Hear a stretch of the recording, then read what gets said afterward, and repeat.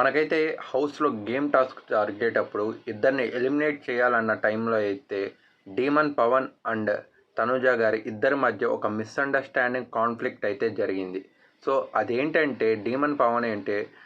తను ఏం చెప్పాలనుకుంటున్నాడంటే స్టార్టింగ్‌లో ఉన్న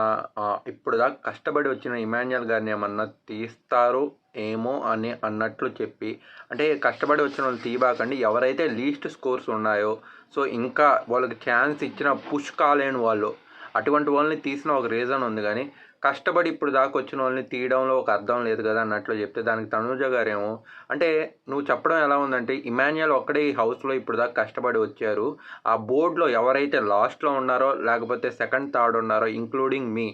ఇంకా మేమంతా కూడా సరిగ్గా రాలేదా, అంటే మేము కష్టపడి ఆడకుండా వచ్చామా అన్నట్లు చెప్తున్నాం అని చెప్పి వీళ్ళిద్దరి మధ్య అనేది గొడవ అనేది స్టార్ట్ అయింది. అసలు వీళ్ళిద్దరిలో ఎవరి పాయింట్స్ ఎలా ఉన్నాయని చెప్పి మీకు అనిపిస్తుంది? కామెంట్స్లో చెప్పండి.